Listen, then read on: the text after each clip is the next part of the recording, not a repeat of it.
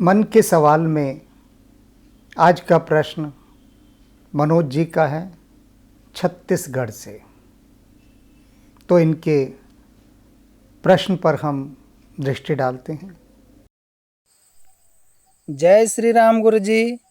मेरा नाम मनोज प्रधान है। मैं छत्तीसगढ़ के एक छोटे से गांव का रहने वाला हूं और मैं लगभग 1 साल से आपके इस चैनल से जुड़ा हुआ हूं। आपकी हर वीडियो मुझे अच्छी लगती है और मैं जितना हो सके उन वीडियो का अपने जीवन में अनुसरण भी करता हूं। मेरे मन में एक सवाल है, कृपया आप उसका उत्तर दें तो मुझे बहुत प्रसन्नता होगी और समाज में उसका अच्छा प्रभाव भी पड़ेगा। आजकल लोग अपने माता पिता से ज़रा भी प्रेम नहीं करती, लेकिन माता पिता अपने बच्चों को एक पल भी ना देखें तो उनकी क्या दशा होती है वे ही बता सकते हैं। माता पिता का अपने जीवन में स्थान क्या है, उनका मूल्य क्या है, ये किसी को पता ही नहीं है। तो कृपया आप इस प्रश्न पर प्रकाश डालें। धन्यवाद। मनोज जी, आपका प्रश्न बहुत संवेदनशील प्रश्न है कि आजकल के बच्चे माता पिता का सम्मान क्यों नहीं करते। लेकिन एक बात जान लीजिए कि बच्चे सदा से यही रहे हैं, आजकल के बच्चे नहीं। यह शाश्वत सत्य है। हाँ, यह बात अलग है कि आजकल कुछ प्रचलन में अधिक हो गया है, तो इसका कारण हम जानते हैं। सबसे पहले उसी यात्रा पर निकलना है इसका कारण जानने की।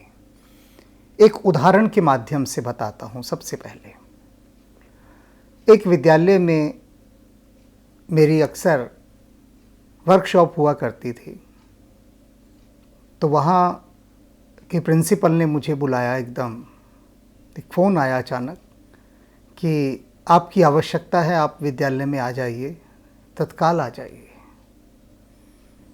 मैंने पूछा कि क्या हो गया। उन्होंने कहा एक अभिभावक हैं, उन्होंने हंगामा खड़ा कर रखा है और आप यहाँ आइए तभी हम सारी बात बताएंगे, बस आप आ जाइए। तो तत्काल पहुंचा मैं विद्यालय, क्योंकि चिकित्सक को पहुंचना ही होता है। तो वहाँ देखा तो एक अभिभावक ने हंगामा किया हुआ था। बच्चे के माता पिता आए हुए थे। पूछा क्या हुआ, तो प्रिंसिपल के ऑफिस में क्रोध से भरे हुए थे दोनों माता पिता। बताया गया मुझे कि उनके बच्चे से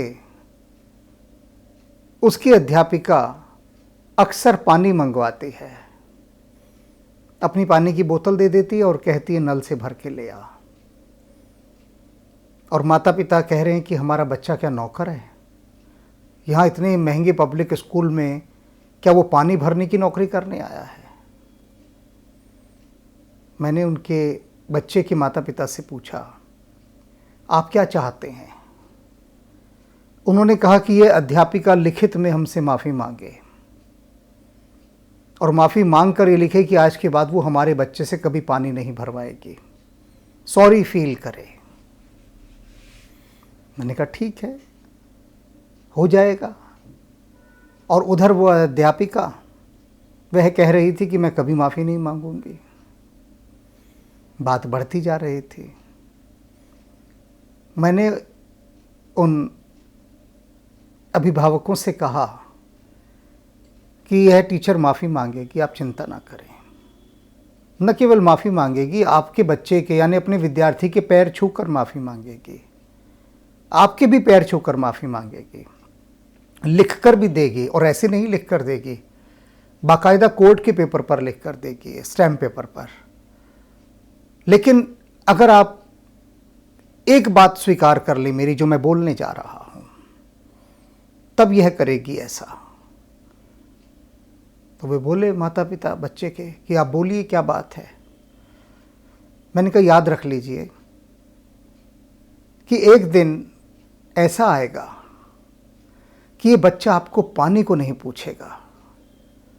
आप तड़प तड़प कर मर रहे होंगे, तरस रहे होंगे, लेकिन ये आपके हलक में एक बूंद पानी नहीं डालेगा। ये मैं कह रहा हूं और ये सत्य कह रहा हूं। यदि आप इस बात को स्वीकार करते हैं और कहते हैं कि ठीक है, हम इसके लिए तैयार हैं, हमें मंजूर है, तो मैंने उस अध्यापिका से कहा बोलो तुम माफ़ी मांगोगी अगर ये इस बात को स्वीकार कर लें। उसने कहा बिल्कुल मांगूंगी, जैसे आपने कहा है वैसे ही मांगूंगी। बच्चे के भी पैर छूंगी, उसकी चरण रज को अपने माथे से लगाऊंगी अपने विद्यार्थी के, और फिर क्षमा मांगूंगी। ये कहेंगे तो माथा टेक कर क्षमा मांगूंगी, अगर ये हाँ कर दें तो। मैंने कहा बोलिए, कितनी आसान सी बात है कि भविष्य में ये बच्चा आपको ऐसा दुत्कारेगा, ऐसा दुत्कारेगा कि आप खून के आंसू रोएंगे। क्योंकि जो बच्चा अपने गुरु को जल भरकर नहीं पिला सकता, वो माता पिता को कहाँ से पानी पिला देगा, कहाँ से पिलाएगा। आप जो संस्कार अपने बच्चे में डाल रहे हैं, कौन से संस्कार कि किसी की सेवा नहीं करनी, चाहे वो तेरा गुरु ही क्यों ना हो, तो बच्चा कल को यही कहेगा ना कि आप किस खेत की मूली हैं, भाड़ में जाइए, मैंने अपने गुरु को पानी नहीं पिलाया आज तक, आपको पिलाऊंगा क्या पानी।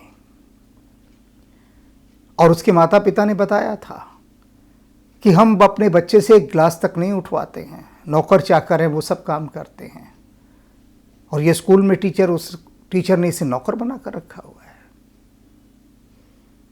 लेकिन मैंने उनसे कहा कि आप एक बात का मुझे और उत्तर दीजिए, आपका इष्ट देव कौन है। उन्होंने कहा कि हम तो मथुरा वृंदावन के हैं, बांके बिहारी जी को मानते हैं। मैंने कहा क्या खाक मानते हैं बांके बिहारी को। वो तुम्हारे बांके बिहारी, वो गुरु के आश्रम में जो सेवा करते थे, लकड़ियां बीन कर लाते थे, गायों को चराने जाते थे, गोबर उठाते थे, क्या सीखा अपने उस बांके बिहारी से? कुछ नहीं सीखा, बस फैशनेबल रख दिया कि इष्ट देव हैं बांके बिहारी। कोई ना कोई तो इष्ट देव रखना होता है, फैशन है ये एक दिखाना। और मैंने कहा वही आप दिखा रहे हैं, सच्चे अर्थों में थोड़ी ना बांके बिहारी को माना। और यही बच्चा आपको दुत्कारेगा, घर से निकालेगा। तो मनोज जी, एक पक्ष ये है कि आज के माता पिता अपने बच्चों को काम को हाथ नहीं लगवाने देते हैं, सारे ऐशो आराम मुहैया करवाते हैं उनको, और सेवा से दूर रखा हुआ है, बिल्कुल दूर। कभी अपने बच्चे से ये नहीं कहा कि जाकर किसी मंदिर में झाड़ू पोछा लगा दो, किसी भी उपासना स्थल में साधु महाराज या और साधु सन्यासी संत, उनकी सेवा करो, उनको भोजन कराओ।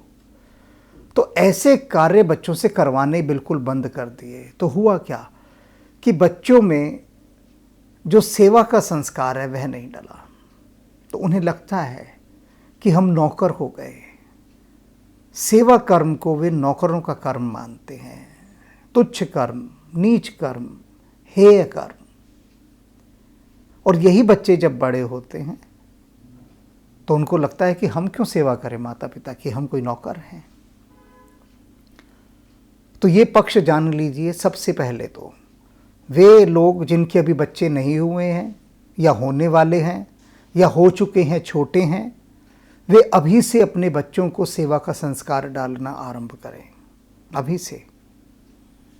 ये सबसे सुंदर गुण है। सेवा करने से अहंकार ज़्यादा बलवान नहीं होता। जिसके अंदर सेवा भाव अधिक है उसका अहंकार दुबला पतला और मरा मरा सही होता है, बीमार होता है अहंकार। हिम्मत ही नहीं होती अहंकार के कि उठ के खड़ा भी हो जाए, इतना कमज़ोर हो जाता है जिसमें सेवा का भाव होता है। और मैंने उन्हें समझाया, मैंने कहा तुम्हारे बांके बिहारी, तुम्हारे इष्ट देव हैं, पैर धोते थे वो साधु सन्यासियों के, झूठे पत्तल उठाते थे उनके, और तुम कहते हो कि वे हमारे इष्ट देव हैं। इष्ट देव सिर्फ फॉर्मेलिटी के लिए होते हैं, नाम वाम दिखाने के लिए सोसाइटी में। इष्ट देव से कुछ सीखना थोड़ी ना होता है कि कुछ सीखा जाए। एक आध विरला होता है जो कुछ सीख लेता है, बाकी तो बस दूर से नमस्ते कर ली, फोटो वोटो लगा ली, उनकी बात समाप्त हो गई। तो ये बात रखें ध्यान, सभी अभिभावक जिनके बच्चे अभी छोटे हैं उनके लिए मैं कह रहा हूँ, जिनके बड़े हो गए वे इस एक्सपेरिमेंट को ना करें, नहीं तो बड़े बच्चे उनको डांटेंगे कि हम क्या नौकर हैं। ये एक पक्ष। अब एक दूसरा पक्ष, आपने कहा कि आजकल के बच्चे माता पिता की सेवा नहीं करते। अब दूसरा पक्ष बता रहा हूं। मेरे संपर्क में मानकर चलो कि 10 लोग हैं, उन 10 में से 9 लोग ऐसे हैं कि जो माता पिता की खूब सेवा करते हैं, उनके भक्त हैं। एक कोई है, एक आध कोई जो निकम्मा है। मेरे संपर्क में जितना भी मेरा क्षेत्र है, बमुश्किल एक आध कोई ऐसा दिखा जो निकम्मा है। लेकिन जो निकम्मा है उसके बाकी भाई बहन बड़े कमेरे हैं, बड़े आज्ञाकारी हैं, वे अपने माता पिता की सेवा करते हैं। तो होता क्या है कि अगर एक माता पिता की अनेक संतान है तो एक संतान तो ऐसी निकल ही आती है एक आध, और जो सौभाग्यशाली होते हैं उनकी वह भी नहीं निकलती। कैसे निकल आती है? जो माता पिता की तरफ ध्यान ही नहीं देती। अब जब एक संतान नहीं ध्यान दे रही तो बाकी दे रही है, और इसका उल्टा भी होता है कि बाकी सब नहीं दे रही, एक संतान देती है। मान लीजिए 3 या 4 बच्चे हैं उनके, अब 3 बच्चे नहीं ध्यान दे रहे, उपेक्षा कर रहे हैं। एक है लेकिन जो सेवा कर रहा है। तो यह संसार है, और इस संसार के अंदर सत्य रज तम, ये तीनों गुण, त्रिगुणात्मक संसार है। तीनों गुण काम कर रहे हैं। उन गुणों के हिसाब से ही व्यक्ति अपना कार्य करता है। जिसमें तामसिक वृत्ति अधिक है वह कभी सेवा नहीं करेगा माता पिता की, बल्कि उनको दुत्कारेगा। जिसमें राजसी वृत्ति है वो नौकर चाकरों से सेवा करा लेगा। जिसमें सात्विक वृत्ति है वह स्वयं करता है।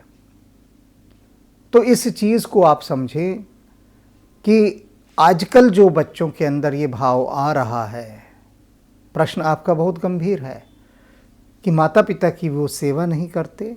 इसीलिए नहीं करते क्योंकि सेवा का संस्कार उनके जीवन से निकाल दिया गया है। और तीसरा पक्ष, अब शिक्षा व्यवस्था।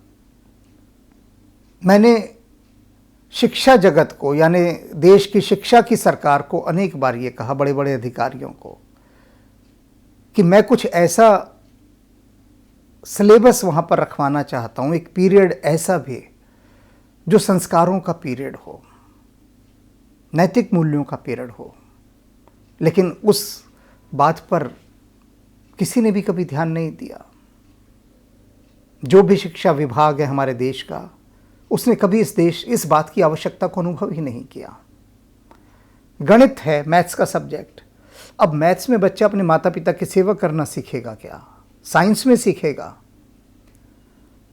सामाजिक ज्ञान में सीखेगा, किस में सीखेगा? कॉमर्स में सीखेगा, साइंस में सीखेगा।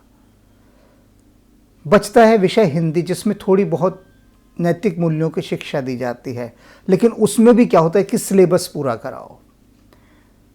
जो विषय तो नहीं कहना चाहिए हिंदी संस्कृत को, ये भाषा है।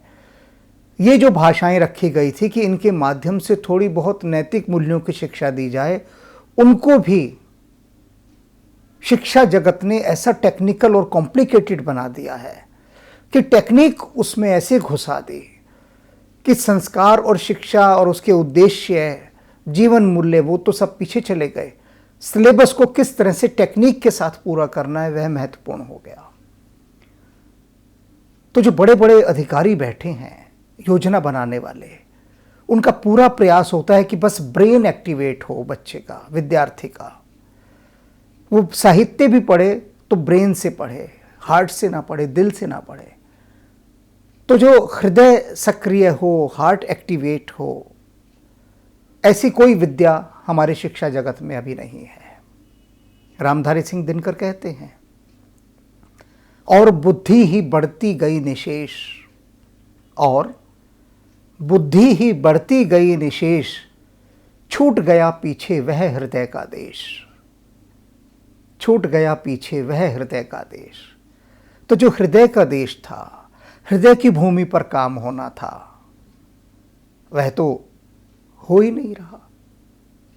अनेक विद्यालयों को मैंने अपनी तरफ से कहा कि मैं आपके विद्यालय में आकर नैतिक मूल्यों पर पूछ करना चाहता हूँ। वो कहते कर कहाँ से लेंगे आप, हमारे करिकुलम में नहीं है ये सब करवाना, हम आपको टाइम कहाँ से देंगे, सिलेबस ही पूरा नहीं होता तो ये नैतिक मूल्यों की कार्यशाला आपकी कहाँ से करा दें हम, सिलेबस ही नहीं पूरा होता, इतना सिलेबस है, फिर टाइम टेबल है, उस टाइम टेबल में हम कहाँ से आपके लिए समय निकालें। वो कहते हैं हम सिर्फ वही काम करते हैं जो ऊपर से सरकारी फ्रेम बनकर आता है, सरकारी फ्रेम से बाहर जाकर हम कुछ नहीं कर सकते। अब सरकारी फ्रेम में नैतिक मूल्यों के लिए हमारे जैसे लोगों के लिए कोई जगह नहीं है। जब कोई जगह नहीं है तो बच्चे में जो मूल्य हम जगाते हैं, राष्ट्र प्रेम के मूल्य, मानवता के मूल्य, सांस्कृतिक मूल्य, कहाँ से जगेंगे, कहाँ से जगेंगे। और ऐसे ढेर सारे लोग हैं, फौज है, पूरी फौज है मेरे जैसे लोगों की, जो अगर इकट्ठी हो जाए तो हमारे देश के युवाओं को, बच्चों को वैसा बना दे जैसा स्वामी विवेकानंद जी कहते थे, जिनमें चरित्र भी हो, शक्ति भी हो, आत्मविश्वास भी हो, भक्ति भी हो। यही विवेकानंद का सपना था। और स्वामी विवेकानंद बहुत बुझे मन से विदा हुए। वो कहते मैं एक भी विवेकानंद नहीं बना सका, एक भी। क्यों नहीं बना सके? क्योंकि परिवेश, सिस्टम इसकी इजाज़त नहीं देता, बिल्कुल नहीं देता। मैंने भी बताया ना कि शिक्षा जगत पर मैंने बहुत काम करना चाहा, लेकिन कहते हैं ना लौट के बुद्धू घर को आए, थक हार गया। संसार के मेरे शुभचिंतक जो लोग हैं उन्होंने समझा दिया कि कहाँ अपनी ऊर्जा को नष्ट कर रहे हो, धक्के खा रहे हो सरकारी दफ्तरों में जा जाके, चिट्ठियाँ लिख रहे हो, लोग कूड़े में फेंक देते हैं आपकी चिट्ठियाँ। आप अपने स्थान पर बैठिए और राम का नाम लीजिए। तो अब मैंने वे सारे प्रयत्न, सब कोशिशें सब छोड़ दी, क्योंकि मैं जान गया हूँ कि कोई मेरे सुनने वाला नहीं।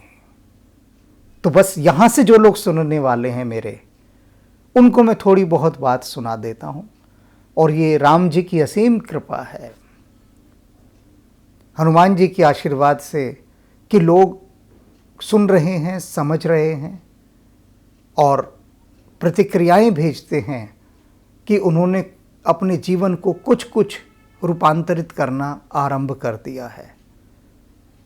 तो इतना ही जो बूंद बराबर प्रयास मुझसे हो रहा है, उसी में यह भी जुड़ जाएगा।